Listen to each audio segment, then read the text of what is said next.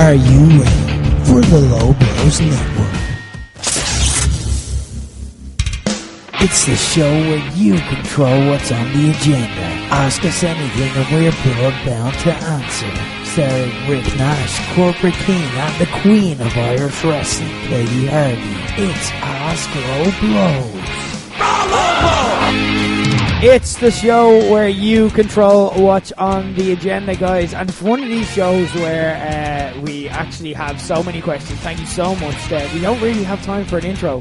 Some weeks we have to pad out the intro with a bit of interesting discussion because we don't get a lot. Not this week. Thank you so much, guys. You came through for us as you have been the past few weeks with some great questions. It's Ask Low Blows. Ask us literally anything and we are blood-bound to answer. Rick Nash, Katie Harvey and Corporate Keen in the house as always. So we will get straight to your questions, starting with Dave Bandana of Talk Nerdy to Me right here on the Low Blows Network. What are some things that sound like compliments but are actually insults to you?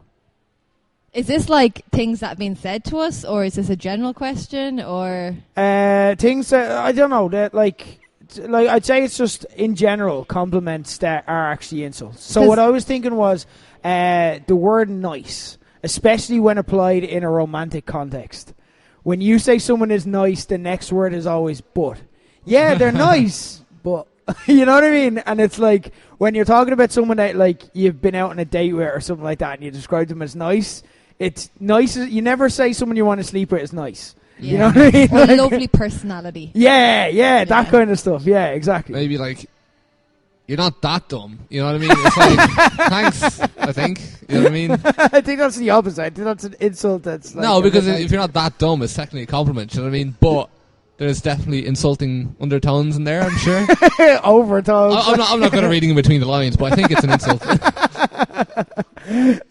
Fox Null 23 Foxy got onto us and asked, which do you prefer, Spring or TK cream soda? TK, I think. It's been a long time since I've had TK or Spring. Spring is the one that comes in big 3-litre bottles, yeah? Yeah. See, I used to love their orange. That was my go-to. I'm a red lemonade guy with either of these, so that's how I'm going to judge this. I'm gonna go Spring. Okay. Spring or TK? I've never tried either of them. What? Yeah. You fucking child. What have you been doing, like? What have it, like, this is like a thing where, like at Christmas, did you ever get this at Christmas? Like, you get the 3-litre fucking Spring. Oh, but that used to be in my house constantly, like, right. 3-litre Spring. Yeah. That and tiny cadets. We didn't have normal sized bottles growing up. Do you know about cadets? They were on the merch table of Five Factory because I'm obsessed with them.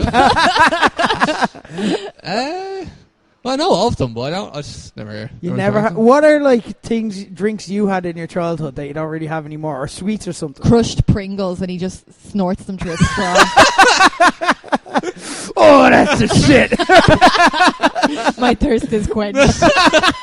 That's actually, yeah, that's what I do. What drinks or, like, food did you have? Like, what do you look back on? What do you get nostalgic about, food or drink-wise? Like, Wambars?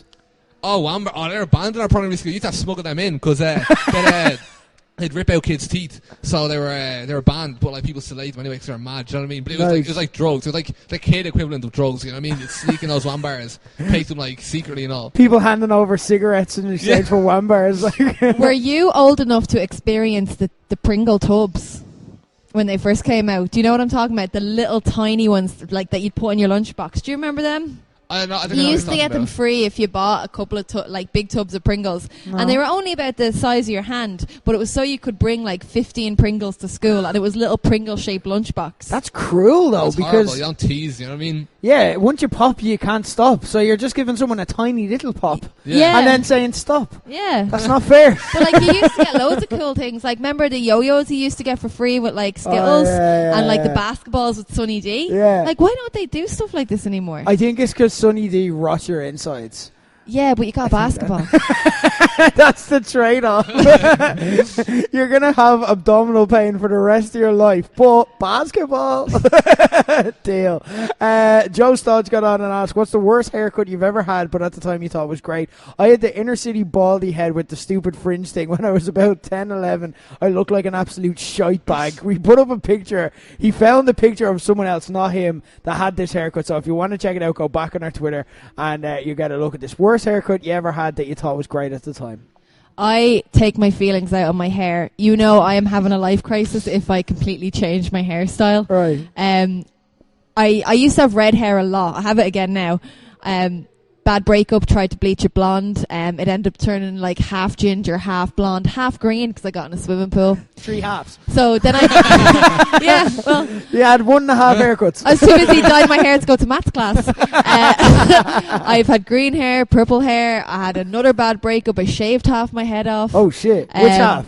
The right side, shaved the whole thing off. What? Yeah. So you had half of your left side?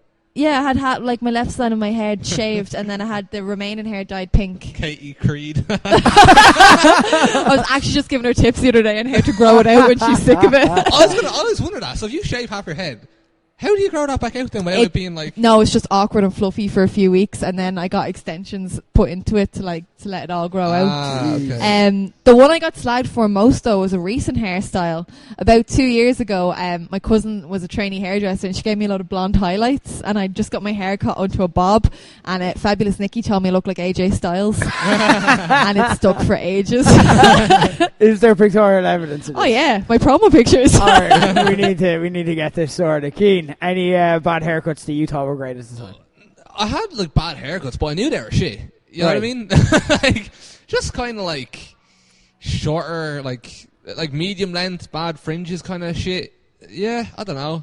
Nothing too dramatic. Nothing kind of like what Joe had. Do you know what I mean? Yeah. Like, cause I don't know. I kind of missed a lot of trends. Like, I remember the trend when I was in school was, you know, like the comb over, like the shaved sides but like slick back on top. I remember everyone got that at one point.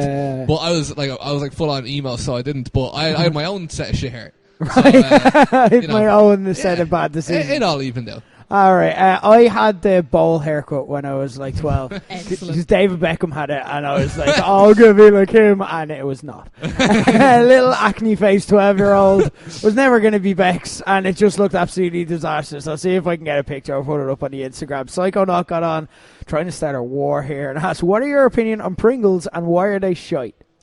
They're alright, like... I don't mind a sour... Oh, Jesus, he's looking at me. Queen versus Keen nearly came back for one. Like, if I was in the shop getting crisps, they would never be my top choice. They probably wouldn't even be in my top 10, to be fair. But I don't hate them. Okay. Like, I enjoy sour cream and onion ones.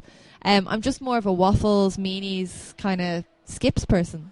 Alright, Jesus. Okay, I do like Pringles more than that. I went through a phase of only eating Pringles. I was corporate keen for a while. But I was more the original flavour for whatever reason, just because it was really easy. But then I kind of got sick of it. Just by proxy, no offence, by proxy of, you know, when you eat something all the time, and then you're like, I can't even taste it anymore. This is just my diet. I don't know how you do it, but I had to move on. I had to move on with my life. So I apologise for that. But I look back on those days fondly. Corporate Keen, what are your thoughts on Pringles and why are they shite? From Aina. I don't want to dignify it with a response. You know what I mean? Legit gets me angry, so I'm just gonna look at the next one. Okay, Jesus Christ. Aina, he's seriously hot. You've got heat. Scott Aspel got on and asked, if you watched Toy Story 4, how emotional was that ending? Has anyone seen Toy Story 4 yet? No, I'm going on Saturday. I'm going on Thursday. So I watched Toy Story 3 and like... I'll admit it, I cry at movies sometimes. Like, and Toy Story 3 is one of the movies that can get me every time. I watched all 3 Toy Stories this week to get ready for Toy Story 4. Like, it can still get me. In the 2 major parts, like the bit where they all kind of reach out their hands and accept that they're going to die, still gets me every single fucking time. Even though you know it's the whole, the claw thing is coming. You know that's coming. Just the looks in their faces still fucking get me. And the end, when Andy's giving it away, when Andy looks into the toy box at Buzz and then like has that moment where he's like, I'm going to have to give him away. It reminds me, I had a toy, it was a teddy bear that I called Teddy. And, like, that bit reminds me of when I gave it to my sister because I had planned to give it to my little sister. There was a 14-year age gap. So I was a fucking 16 or 17-year-old kid who still had his old teddy bear. Didn't, like, sleep with it or anything. It was just in the corner of my room. So I'm like, I better give it to my 3-year-old sister. But, like, there was that moment where I had to give it away. And I'm like, I don't want to give it away. And that's where that scene gets me, because it just reminds you, it got me bad. If I keep talking about it, I'm going to get bad. Have you ever seen Toy Story, Keane? Yeah, I think I've seen all of them, but I just don't remember anything. Okay, Katie, any emotional moments in Toy Story? Yeah, the same ones from 3, like... It fucks you up. I think, did I go see the last one with Phil's brother and nephew? So, like, they're only 12, so they would have been slightly younger. And, like, I think I got annoyed because they didn't take it as seriously as I did. Yeah. You know? Like, so now I'm not bringing them to 4. But that's the thing. Like, Toy Story 3 was known for that, where it was hitting the adults stronger than it was the kids. Oh, yeah. Yeah. It's our childhood, not theirs. Yeah, because we've lived through that part of saying goodbye to your toys and letting go of that childhood. I still have my childhood teddy. Really? Bunny, yeah. Oh. Her head fell off a few years ago. My ma can't sew, and she sewed it on backwards, and then the dog chewed the eyes out of it. Jesus. And it's just lost a lot of stuffing, but I can't give it up and I can't fix it. So she just sits in the corner in the room in my ma's house, and like I get very upset if it gets moved. Yeah, but I think she's dead. No, she's not. She's not. Like, severely deformed at the very least. To me, that would be even more horrifying to keep it in that state. No, like I'll get her eyes put back in eventually, but like I remember we went to Kerry on a family holidays and I forgot her. And every night I would wake up screaming until it was posted back up to me, because I thought I was having these dreams about the rabbit coming to kill me because I left it behind. Jesus. And eventually the nice lady posted it back up to me and I got her back. That sounds like a deadly wrestling storyline. Oh my god. That's some Bray Wyatt shit right there.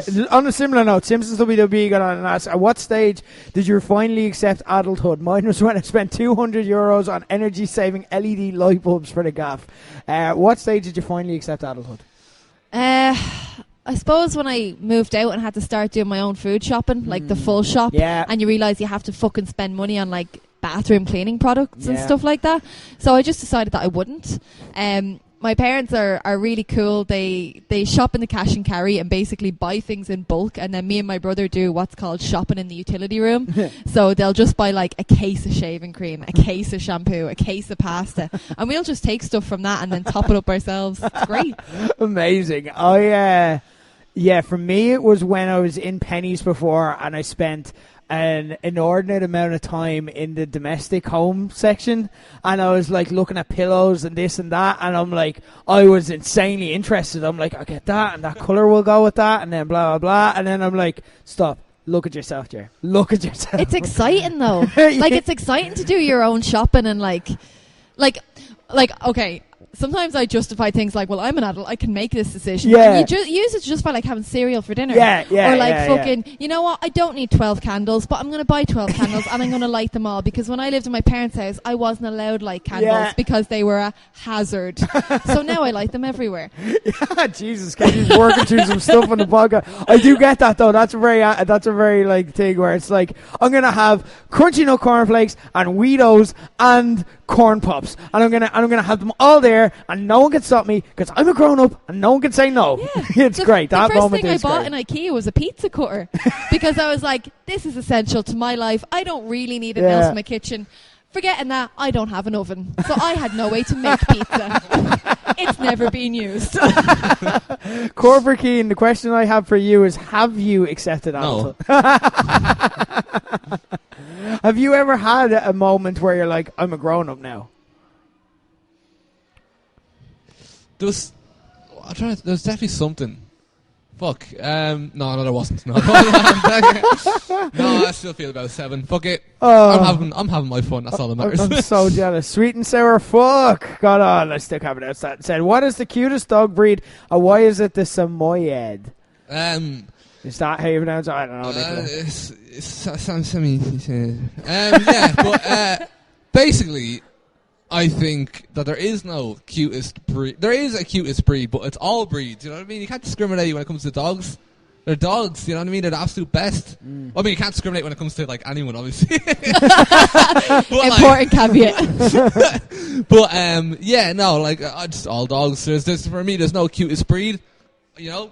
I'd hug a golden Labrador, and I'd hug a samoyed, and I'd hug, a boxer or whoever. They're all cool. So I wouldn't say I've got like, a favourite breed or a cutest breed? Yeah, I don't know. All right, fair enough. Any particular favourite breed you have? My family collect lurchers and whippets, Oh. which, if anyone's not sure what they are, it's a cross between a greyhound and another dog. So they're really long and elegant, and they just have really cute faces. And people think that they need to be walked a lot. They don't. They're a very lazy dog. My lurcher likes to get under the covers every night and sleep on my feet. And she sleeps basically 20 hours a day. She's a great companion. That is the best. Actually, me and Nicola once saw a Labrapoodle, so it was like a Labrador mixed in with a poodle. It was so mad. I don't know, there's loads of cool breeds out there, like the sausage dog. I think they're deadly. I don't know. When their little bellies nearly touch the ground. Yeah! I fall in love with individual dogs rather than breeds specifically. Like, you know what I mean? Like, so, like, my mate's pug, I'm gonna rob it one day. It's just happening. Like Ardo is now. Well, his name's Eduardo, but he doesn't respond to that, so he just responds to Ardo. So I fall in love with individual dogs. Like if I need a personal connection. Like obviously dogs are cute to look at, and when you look at the picture Nicola sent us, then it clearly is an amazingly cute dog. But I'm not a breed person. I'm a personality person, if that makes sense. Toby loves beagles. I don't know if there's no beagles. Toby loves them. All right, interesting. There we go. Yeah, loads of cool breeds. Let me know if you've any more on Twitter. Just send us dog pictures. Yeah, are you taking over the hosting? Yeah, because I mean, that's all I use Twitter for, really. You know what I mean? It's videos and pictures of dogs. Keen, I want to hear you be the host. All right, let's go. Next one is starting with that question. I read out the wrong one. Clueless Nerd. With the likes of Crash Bandicoot and Spyro getting remastered and re-released, are there any old non-rest... Oh, bollocks! Oh, I completely misread this question earlier. Are there any old non-wrestling video games you'd like remade? Right, I read that as wrestling games, and I was like, God, we've been asked this a lot. Non-wrestling. Hey, imagine Simpsons Hit and Run with current day graphics. That'd be mad. Oh. I know, but it'd still be The Simpsons, wouldn't it? So yeah, it'd be the same graphics. It's a cartoon. The obvious ones are obviously San Andreas, but GTA 5 was meant to be that. But then GTA 5 is kind of different. I'd like to see, I don't know, Tony Hawk's Underground 2. That's what I want to see. That's what I want to see remastered. That for me is my absolute one of my favorite games ever. Still fun. I'll still play it. And anytime there's a Tony Hawk's game made now, it's shit. Right. They try to remake Pro Skater and it's bad. So you still want them to go down that route? Do you not worry that they'd ruin it then if they did it? No, Tony, so when he says remaster, that wouldn't mean Underground 3. That would mean Underground 2 again, and I'd still be up for it. You know what I mean? It's as long as it's fun, as long as they don't just go right. I know you liked the story from Tony Hawk's Underground 2, but we're going to make it realistic, like Skate. I don't want Skate. Do you know what Oren said to me recently? Right? What? He said that Skate is better than Tony Hawk's. As bollocks, complete shit. Tony Hawk's is well better. Right. Keen using this to settle scores. I don't know, I'm trying to think. Because I was rearranging my PS2 games yesterday. Nice. And I have over 100. I've got loads. Yeah. So I'm thinking about all the old ones. See, I like how FIFA's kind of gone. I know people hate... This is Football 04 or This is Football 03. Have you ever played This is Football? Yeah. Fucking best football game series ever. Fuck PES, fuck FIFA. This is Football 04. You got Big John O'Shea on the cover. You can dive. You can fucking... The customization's unreal. You can kick people in the stomach and get sent off. You can slide tackle the keeper. You can play in a jungle. You can play skill teams and youth teams and stuff. Oh, man. That game's unreal. Bring This is Football back. Did that have jumpers for goalposts? Yes. Yes. That was the same game. Yeah. Oh, well, there's so many. Katie, any games you'd like to see remastered? They recently remastered one of my favourite games. I haven't had a chance to buy it yet. Toe Jam and Earl from the Sega. You can get it for PlayStation now. I think I've explained this before. I think it's a game for stoners, but it was also very entertaining as a child because it's just about these two characters walking around worlds looking for food, and you just collect as much food as you can, and that is the gist of the game. It's amazing when you get that second perspective of it as an adult. Yeah. Oh. I'm not a big gamer. I was very big into things like Guitar Hero and stuff like that. So if they updated that with modern songs and stuff, I'd be into it. The game that immediately popped into my head that I'd love to play again with modern graphics is the best racing game I ever remember playing as a kid. Wipeout. Like, I would play the shit out of that again. That was fantastic. You're playing with spaceships and you're racing spaceships around a fucking track. It was amazing. You had, like, I think they had weapons as well that you could attack each other with. Like, better than Mario Kart, better than Crash Team Racing, although I am going to get that game 100%. With that, by the way, like, very strong contender. We're going to have a tournament of that at a Low Blows party, Crash Team Racing, because that's a fucking awesome game. But Wipeout for me. 2 more games, just real quick. Yeah. Burnout 3 Takedown is a fucking unreal game, and I'd love to see them remaster that. Also, I know he said no wrestling. I don't know if this counts as wrestling, but WWE Crush Hour in 2019. So basically, if you don't know what that is, it's like wrestlers in their cars, like demolition derby shit. Yeah. It wasn't a particularly good game, but it'd be funny. Like, I just remember the Sky ads for it, like before, like WWF Raw is brought to you by. Yeah. Interesting. Killer Steve W got on. Now starting with the wrestling questions. With a string of recent incidents in places like Ring of Honor and AAA, how far is too far in fan heckles and reactions with wrestlers, and how far is too far for wrestlers to react to fans in the audience and heckles? This is a tough one. Like, yeah, where's the line? It's different for different promotions too, and it's different for different people. Like, when I did Progress, I got heckled a lot because of my gear. But I turned it into probably the best promo I've ever done. Yeah. For my second time back, so I made it work for me. Oh, I remember. That's not Progress. Yeah. So everybody watched that and were like, are we the baddies? Yeah. You know what I mean? Yeah. Like, so I turned that, but that's because they weren't actually saying anything offensive to me. Yeah. You know, it was just Progress banter. But then I remember also in OTT wrestling Nina Samuels, and I had people shouting like, get your tits out and stuff. And for me, that's too far. That's where I draw the line. That's where I'm like, get the fuck out of this building before I kick your arse. Like, and I later found out who the people who were heckling, and I did give them a bollocking. Oh God, was it a Katie? This is an off-air joke. Like, we have a joke about when Katie gives out to people, and it's like you talk like you're disappointed in them. You're like, no, this one I went off on them because really? one of the people who did it was a former wrestler who I've trained with. Oh shit. So I was, shit. So I was furious. That's weird. And I That's like double creep. That's no, so weird. because Imagine like Keen chanting or something. Like, it's like, what are you doing? Actually, this answers an earlier question, because when I confronted them, oh no, don't worry, we weren't shouting it at you.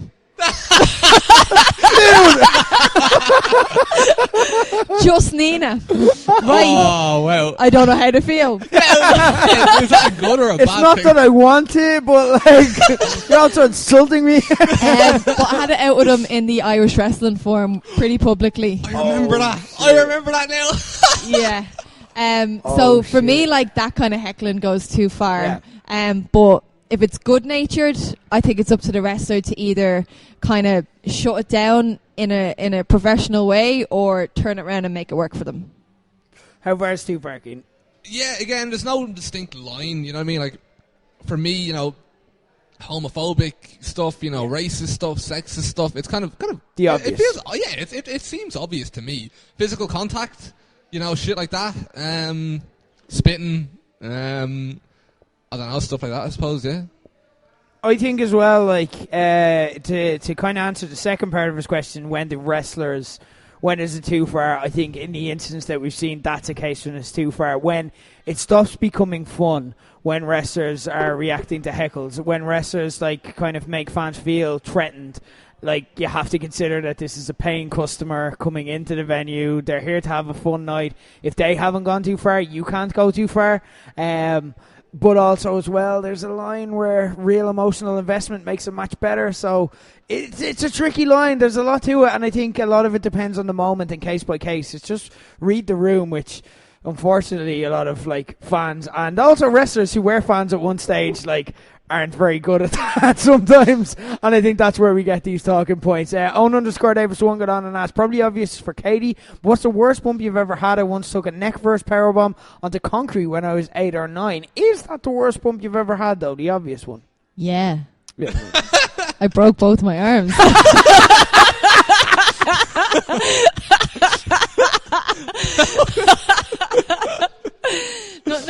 Nothing has quite reached that height, except for me before I plummeted to the ground.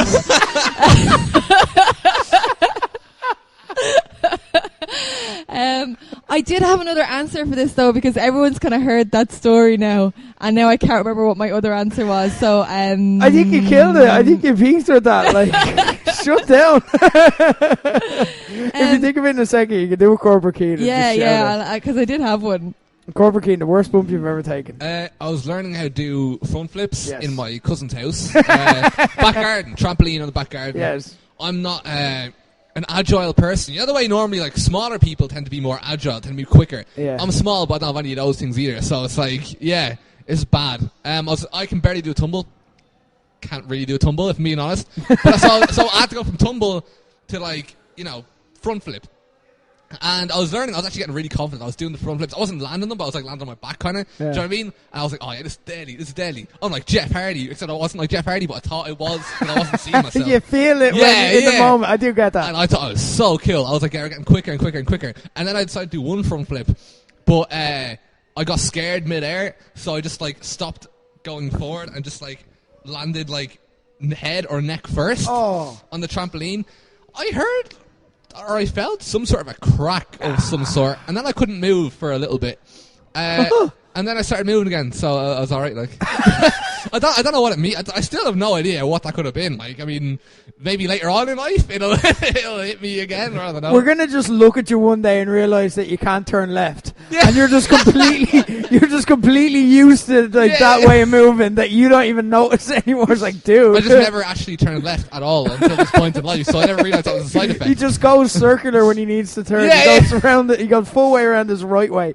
I don't know. Have we told the story about the Sunset Flip Powerbomb on the show before? Yeah, the one in the community in Slorgan, wasn't it? Yeah. Long story short, if you haven't heard it, Bruiser talked to me. Never let Bruiser talk you into a bump you're not comfortable taking.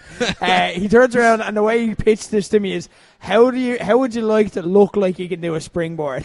And that turned into, I'm going to give you a Sunset Flip Powerbomb to the outside onto the match. It's an 8-man tag with inexperienced people in it. So there's action happening in all corners. Like, everyone's doing something. So over one corner of a ring, and it's not even a particularly, like, big, well-attended show. Like, I took a Sunset Powerbomb onto the floor, and then, like, I literally just felt that little, that, like, when the world just goes quiet?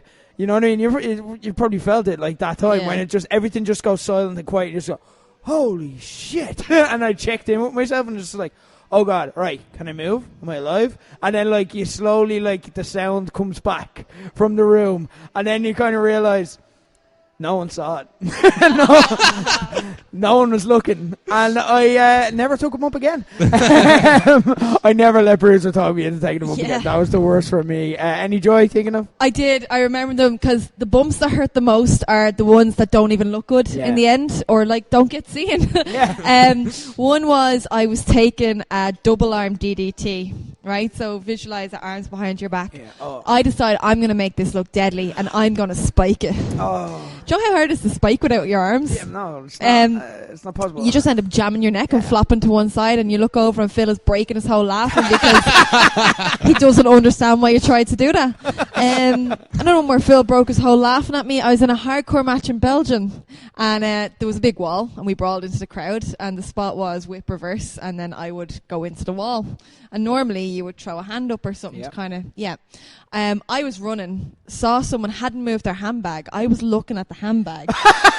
Didn't realise how close I was to the wall. Ran headfirst into it. And like, just fucking saw stars. Just kind of, and then just fell. And it was a shit bump, and I had a massive like goose egg on my head. And to this day, they still watch clips of that match of me just running headfirst into a wall, knocking myself out. Amazing stuff. Bittersweet Chin M got on and asked, is there any stable you wanted to happen but never actually came true? Mine were Sheamus, Wade Barrett, Drew McIntyre, and Mason Ryan, managed by Finlay and called the Lions. That actually is a stable that a similar stable did happen, except take out Mason Ryan and put in Pierre Marceau, who wrestled as... Does anyone know who he wrestled as? Pierre Marceau. What do you wrestle as in NXT? Marcus Louis, I think. Yes, Marcus Louis. That was a stable in Irish Whip. It was called the Foreign Legion, I want to say. It was actually really good. It was like... I tagged with him once. That was gas. Yeah? Me and him against Kazuji and Bonesaw. in the beer garden of Fibbers. Ah, yes. That was Awful random. match. But yeah, no. So that stable actually did happen in Irish Whip back in the day, and it was really fucking good.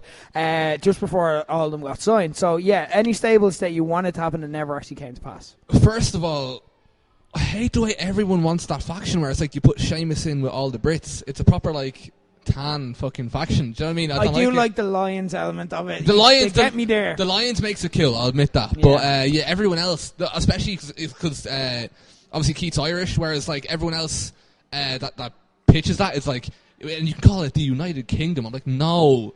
But then again, if Sheamus was a heel, he'd be like a mega heel over here for doing that. Do you know what I mean? So maybe it's not a bad idea. But I actually can't think of a faction off the top of my head, but I can think of a tag team, right? You know the way Mason Ryan is a big Welsh lad, yeah? Yeah.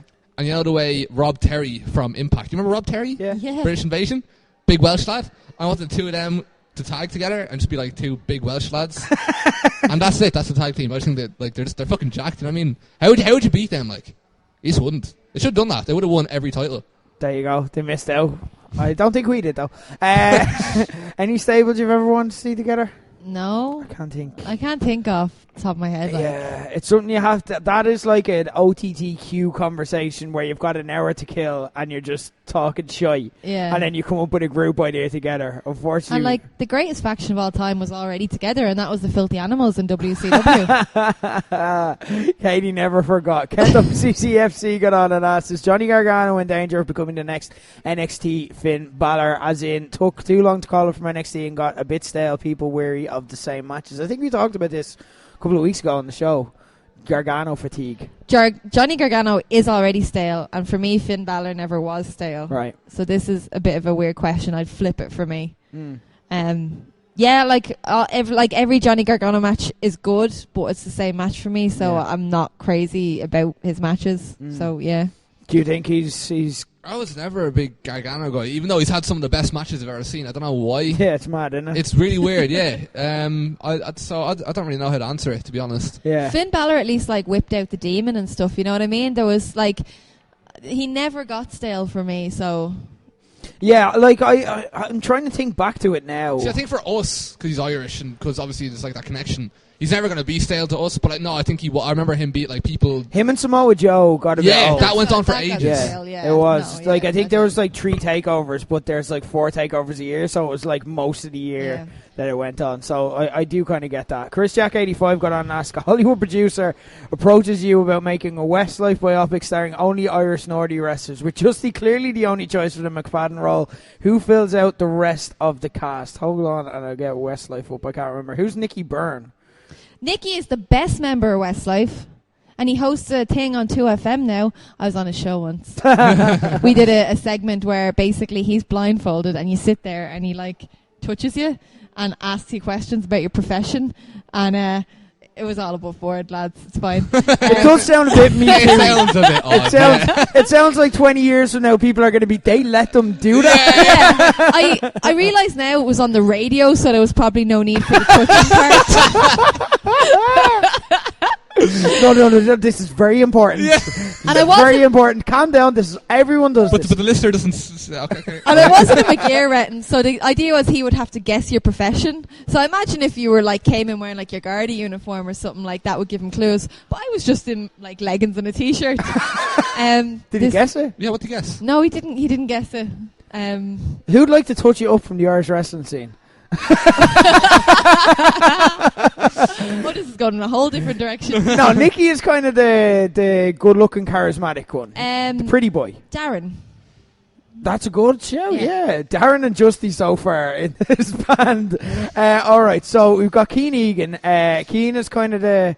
Would you call him the snarky one? Who's kind of the moody one? He was my least favourite. Yeah, he's the moody kind of talent show. Not actually, fun fact, not even a real Keane. Spells it with a K, so that's fake. Yeah.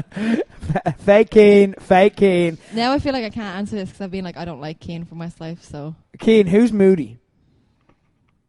I don't know. You see, I don't really know the members of Westlife really, like individually. But so like just from that description, who's like moody, kind of smart, like smart remarks? Alexander Dean.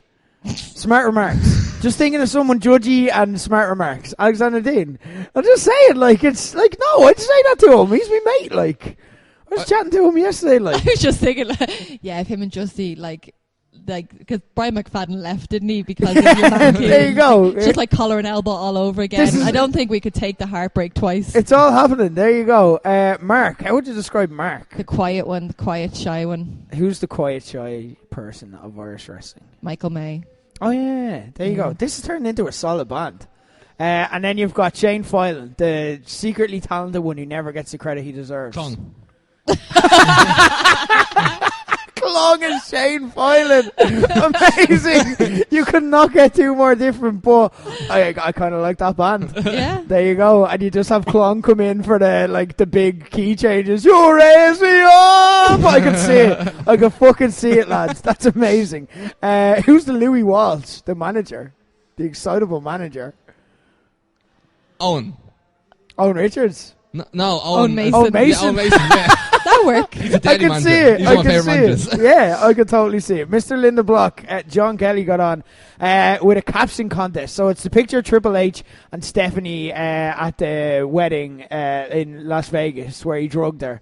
And how did this shit pass back in the day? Like, I know it's fairly mental. It's because it's Vince McMahon's kid, so she's not going to sue. that should be worse.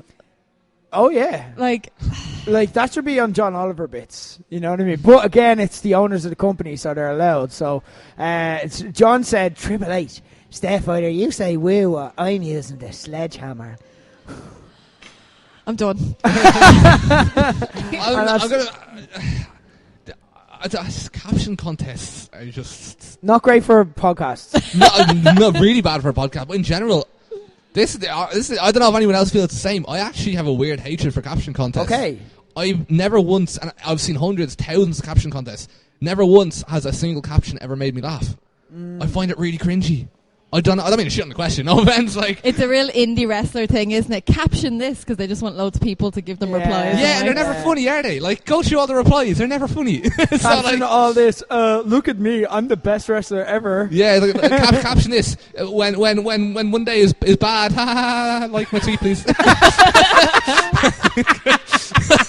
You should totally enter these and do it as that. Sorry, John, that's what you're getting. Declan Bird 31 got on and asked, what's the worst thing you've all seen at a live wrestling show, and what is the best moment you've seen? The best for me was Terry Thatcher winning the NLW title. Worst for me, apart from an injury happening, was a promoter kicking out of Bruiser's finishing move. For anyone, does everyone know this story of the promoter kicking out of Bruiser's finishing move? I'm guessing, but I might have it wrong. DCW. Yeah, I was gonna no. what's DCW? Yeah. I was guessing CCW. They weren't fair wrong. Yeah, that probably happened there too. But yeah, DCW. I was at this show in Blanchardstown. It was the same show. 3 half owners. Yeah. It was one of the 3 50% owners. Who we'd make more of a joke of, but Katie Harvey has literally made the same mistake on this show.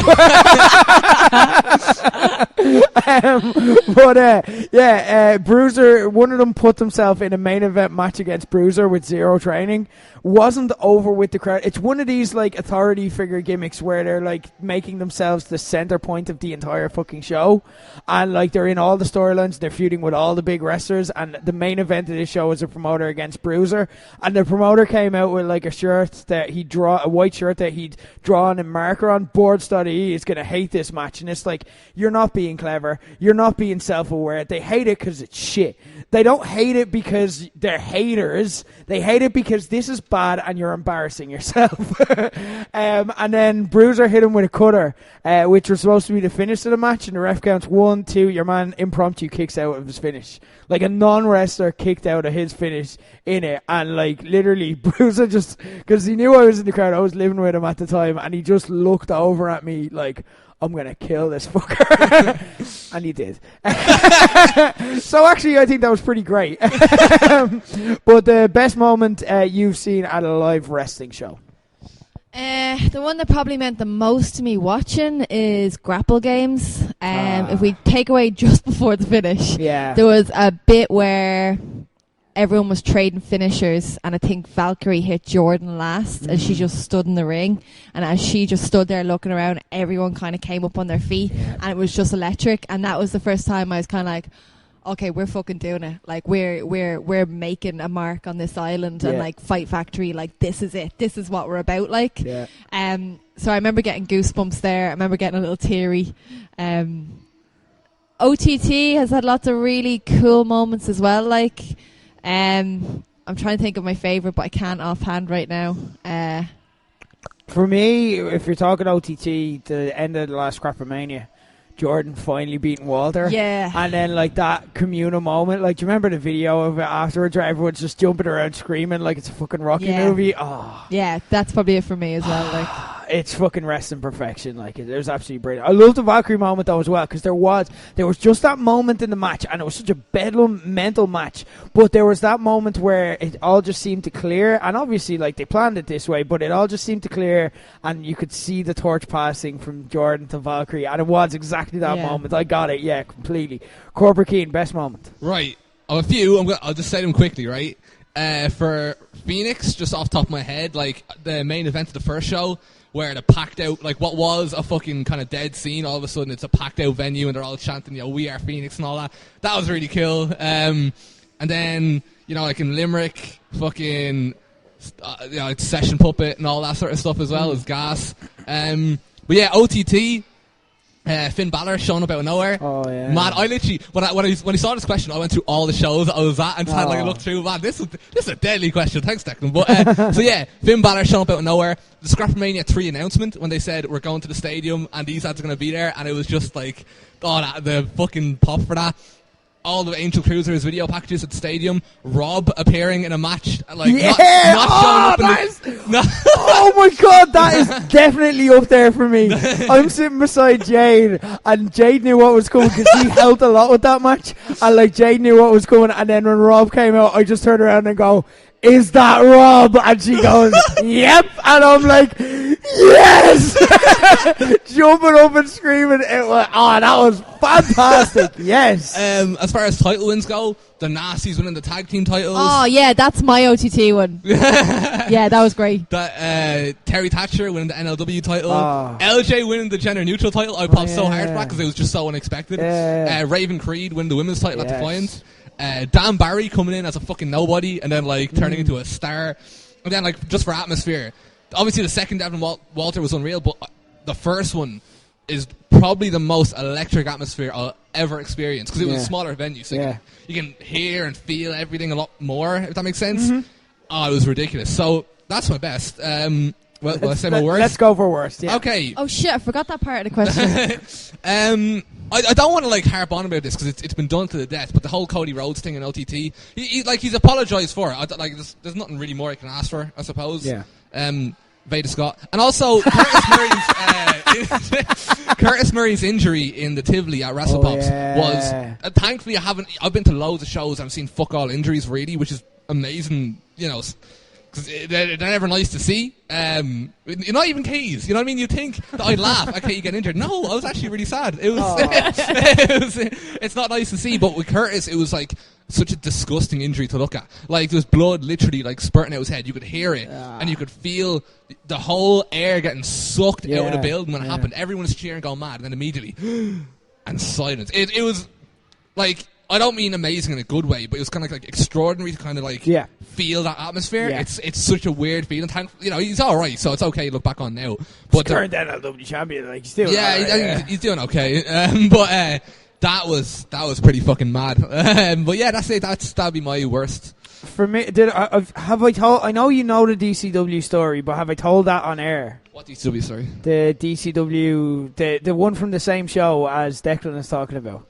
I don't know. I don't think you have. The promoters. Right, these are the other two. This is one of the other 50% promoters. I have told it on the air. It's the Executioner and Danny Deans in a submission match. Oh, yeah. And then one of them gets in an abdominal stretch and the promoter just gets up. Who's just, again, if you haven't heard this, he's just a timekeeper on music in normal clothes, not even in a suit, just in like jeans and a t-shirt, and then just gets up and gets on the mic and is like, "No, Executioner, not this way." What, an abdominal stretch? Like, what's it? Who are you? What's your problem with this? what's happening? It was just cringe is worse for me. Like, people getting hurt is bad, but something really cringy is worse.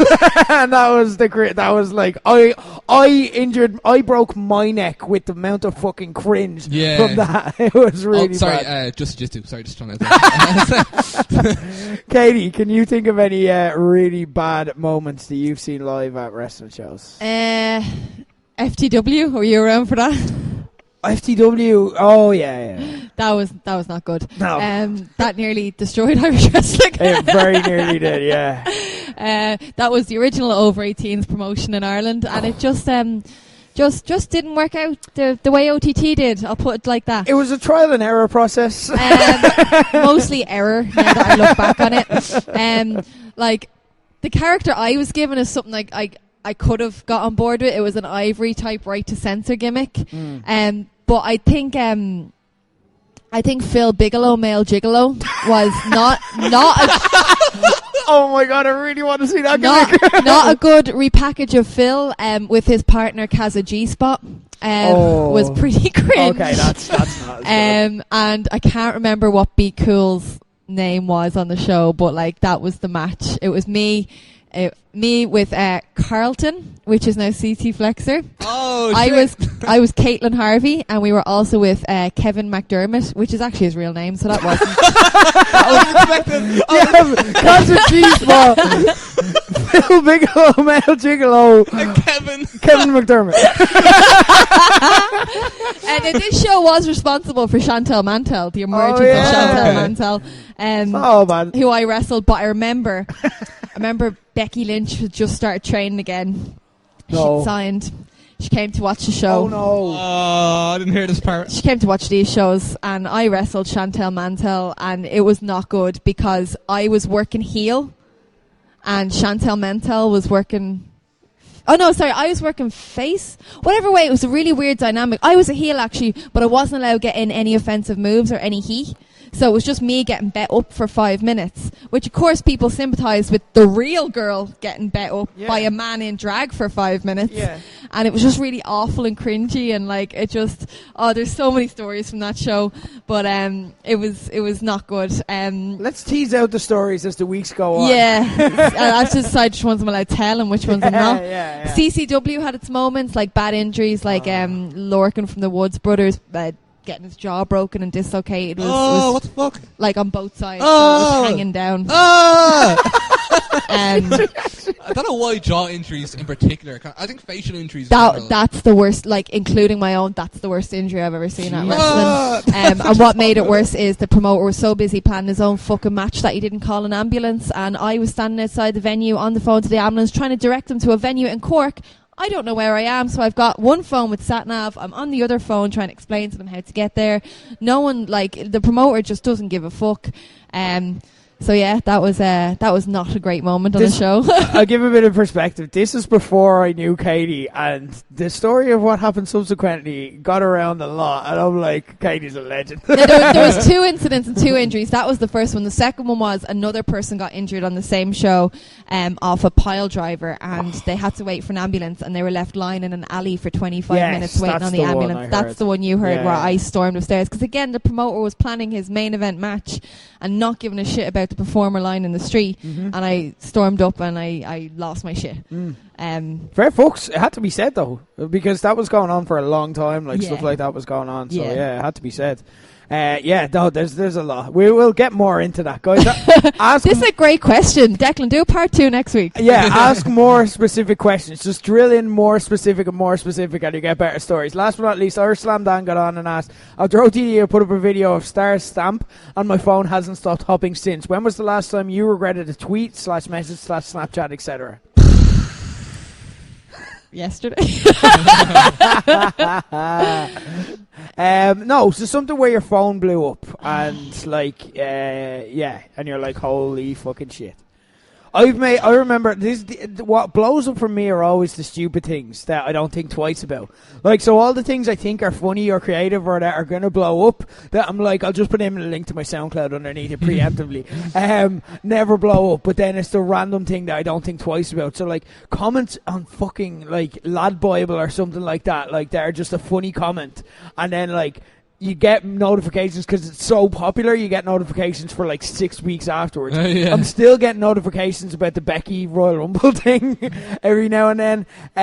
It's the random things as well. The thing that I regretted was I can't talk about for legal reasons, but it involves a radio DJ. It happened recently, and it was only because as well, like, it was a thing supposed to rip the piss out of him, and like, it's a true story, but it was supposed to like just kind of put him back in his box a little bit, but then it went across all of Ireland. And I was like, I didn't mean to embarrass him that much. I just wanted my mates to pop. I didn't mean it to go that far, so that'd be it for me. Anytime you think something blew up and you weren't necessarily ready for it. I made a really niche My Chemical Romance joke on Twitter a few months ago, and I got over 60,000 likes. Well, I still get notifications as well for that randomly, and it's such a niche joke. I was very proud of myself. I'm pretty careful about what I say, but sometimes I'll lose the head and call people out, so that blows up. We have a group that Jordan Grace started and for female wrestlers, and I went to town on a promoter in that before, and that kind of blew up within the group, but like, I've also publicly called him out, so that's fine. It's no secret. I'm not two-faced. Yeah. I don't know. Hey, Keane, have you ever had anything blow up? I always want things to blow up because that's kind of like what I'm aiming for with YouTube. But one thing I remember putting out that it did well. It didn't like blow up. It did all right, locally. But I kind of wish it didn't, and I wish nobody actually ever saw the video. Was when I was like, basically, I made this announcement that I was going to be helping to book for a promotion. It was a great opportunity. Don't get me wrong. I don't regret actually doing that, but I regret publicly informing people that I was involved. You know what I mean? That's probably something I just should have kept to myself. But yeah. Look, we thought we were getting at least a show. We were like, the show's booked. It's happening. Yeah. It could go wrong, but we were braced for it going wrong at the show. I mean, I assume we get one shot of it, but as far as like, I don't know, messages, Snapchat, I think anyone over the age of 18 that uses Snapchat is a bit pedo-y. I'm being honest. Something a bit pedo about Snapchat users over the age of 18. That's just how I feel. Yeah, I deleted Snapchat after a few weeks because I was just like, this isn't for me. I haven't been on Snapchat in a good couple of years, but like, I think I don't see it that way because the people I know, every time like I'd kind of, do you know when you do the rounds on your phone and you're bored and you're like on a bus or something, you check Twitter, you check Facebook, you check Insta, and then you've run out of things to check. So I'd just go onto Snapchat. It's like my last resort. I think it's more, what I find is it's more older people. Now these could just be the people I have on it. What I find is it's more older people who still think it's a thing. They haven't been informed that Snapchat isn't cool. So it's them just, and it's boring updates. It's never anything good. It's just like people like, kids are awake. And it's just like, no one uses it. This is dead technology. This is not cool anymore. Some people still use it, but like, again, they're young, like younger than me, you know what I mean? It's like, I don't know. I just find it a bit odd when lads my age are using Snapchat. I don't know. Okay, that's my opinion. Fair enough. Interesting. I think any text messages we regret sending? I don't really.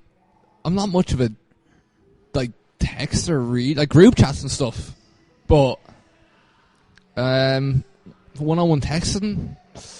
Like sometimes when you're having an argument with someone over text and you're like, you know what, this isn't coming across well, let's just meet and sort this out. I've definitely sent text I switch to voices now if I'm getting in arguments, because it's like, if you can hear me, I'm not as angry as yeah. Or how angry I actually am. Yeah, there's that too. I've texted people who I was giving out about. I remember one time I was texting a girl, and this is years ago. This is when you had to input their names into the phone. Like, it's not the same as an iPhone and all. But I was dating her, and like she was getting really clingy, and like she was kind of freaking me out a little bit. And then I texted one of my mates, like, I can't remember what I said. I'm like, oh man, I think she wants to fucking marry me or something. Like, she's acting like a little weirdo at this stage. But I feel bad. I don't know how to break it up with her. And then, of course, I texted it to her. And then she gets back and she's like, wow, you could have just said. And I'm like, what's the worst of two evils? And I'm like, I have a confession to make. I'm dating someone else. And that wasn't about you. And then because she was clingy, she bought it. Oh my And then God. she's like, so are you going to finish with the other girl? And I'm like, sure. You just stay with her. No! Okay. We're married now. Guys, that is all we have for this show. Thank you for the questions. We've got some great questions in for next week, including pick write the perfect Tinder bio for an Irish wrestler. We're going to be back with that next week. We're going to be back with the flagship as well. But thank you as always. In the meantime, tweet us at #LowBlows, ask us anything, and we will answer it on next week's show. But until then, for Rick Nash, for Katie Harvey, for Corporate King, that's the bottom line. Because Lobo said so.